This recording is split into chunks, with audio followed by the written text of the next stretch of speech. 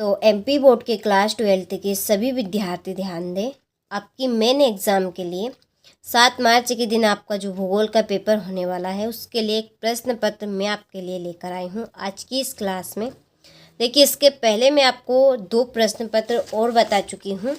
ये वाला ही आपने नहीं देखे हैं तो आप चैनल पर जाकर देख सकते हैं। तो देखिए, इस तरह के मैं आपको केवल 7 मार्च के लिए 4 प्रश्न पत्र दूंगी जिसमें आपका प्रॉपर काम हो जाएगा और एक भी प्रश्न आपका इन 4 प्रश्न पत्र से आउट नहीं जाने वाला है।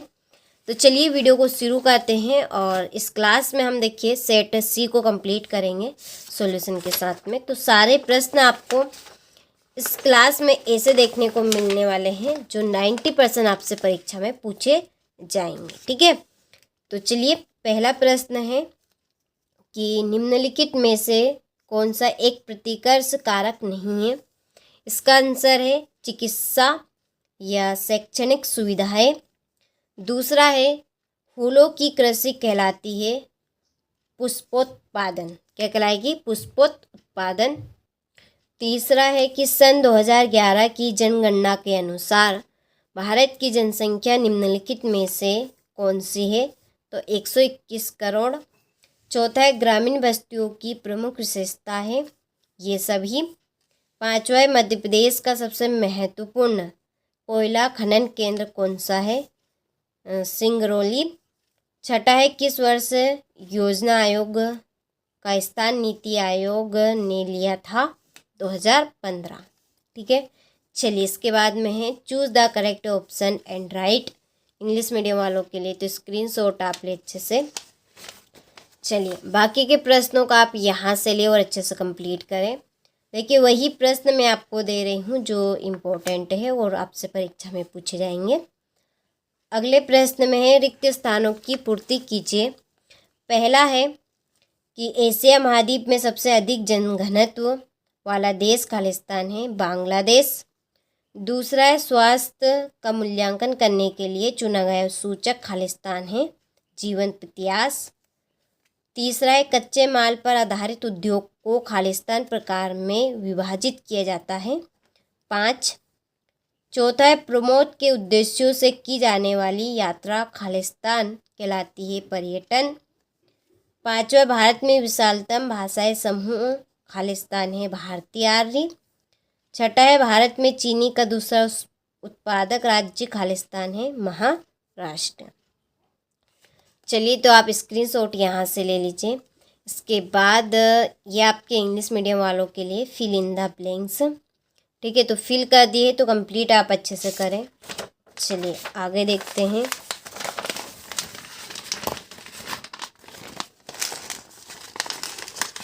देखिए, बाकी के प्रश्न आपके ये रहे तो यहाँ से आप ले लीजिए स्क्रीनशॉट।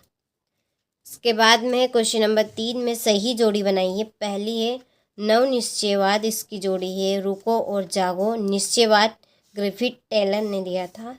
इसके बाद में है दूसरी कि अंतर्राष्ट्रीय संचार, इसकी जोड़ी कृत्रिम उपग्रह। भारत की वार्षिक वृद्धि दर 2001 से 11, इसका आंसर है 17.64%। अलग अलग इकाइयों में बसी हुई बस्ती पूर्वे बहुउद्देशीय नदी घाटी परियोजना भाखड़ा नागल। ठीक है, भाखड़ा नागल इसमें आपका रहेगा। तो यहाँ से आप स्क्रीनशॉट ले लीजिए। यहाँ से आप इंग्लिश मीडियम वाले ले लीजिए स्क्रीनशॉट। ठीक है, चलिए अगला प्रश्न है एक वाक्य में उत्तर दीजिए। तो यहाँ से आप एक वाक्य के उत्तर का स्क्रीनशॉट ले लीजिए। ठीक है, चलिए इसके बाद में है ये आपके इंग्लिश मीडियम वालों के लिए, इनको आपको फिल कर लेना है। देखिए क्वेश्चन नंबर 5 में है सत्य सत्य बताइए। पहला है कि आंकड़ों प्रक्रमण सूचना औद्योगिकी से संबंधित एक सेवा है, तो ये आपका सत्य है। दूसरा है भारत विश्व व्यापार संगठन के संस्थापक सदस्य में से एक रहा है, तो ये आपका सत्य है। तीसरा है हिमाचल प्रदेश सबसे निम्न नगरीय जनसंख्या वाला भारत का राज्य है, तो सत्य। चौथा गेहूं की कृषि में मानव श्रम अधिक लगता है, तो बिल्कुल सत्य बात है। 5वां, भारत में क्रॉस कंट्री पाइपलाइनों की लंबाई 18,500 किलोमीटर है, तो सत्य। 6वां है, मुंबई भारत का सबसे बड़ा प्राकृतिक पतन है, तो ये भी आपकी बात सत्य रहेगी। ठीक है, यानी कि यहाँ पर कुल मिलाकर सारे ही आपके सत्य है, तो स्क्रीनशॉट आप ले लीजिए। इसके बाद ये आपके इंग्लिश मीडियम वालों के लिए, तो देखिए क्वेश्चन नंबर 1 से लगाकर क्वेश्चन नंबर 5 तक के सारे वस्तुनिष्ठ प्रश्न हमने सॉल्यूशन के साथ में कंप्लीट कर लिए हैं। और क्वेश्चन नंबर 6 से, ठीक है, क्वेश्चन नंबर 6 से लगाकर आपके जितने भी क्वेश्चन हैं क्वेश्चन नंबर 20 तक के सारे प्रश्न की आंसर शीट के लिए इसी वीडियो की डिस्क्रिप्शन में आप जाएंगे तो आपको एक कॉन्टेक्ट नंबर मिलेंगे।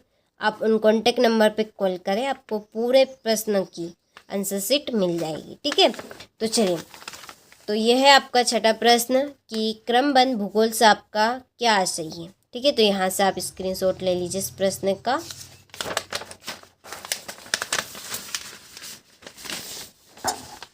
चलिए, इसके बाद में है 7वां प्रश्न कि जलवायु किस प्रकार जनसंख्या के वितरण को प्रभावित करती है।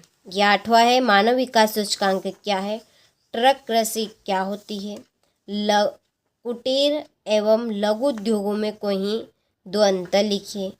फिर ये जनसंख्या संगठन से आप क्या से क्या सही। ठीक है, यहाँ से स्क्रीनशॉट ले, हो गया। इसके बाद में है आपका 12वां प्रश्न, अर्धगुच्छित वस्तुओं की विशेषताएं बताइए। वायु प्रदूषण से होने वाली कोई दो बीमारियां लिखना है। कुटीर उद्योग की विशेषताएं बताइए। भारत में जनसंख्या वृद्धि को रोकने के उपाय।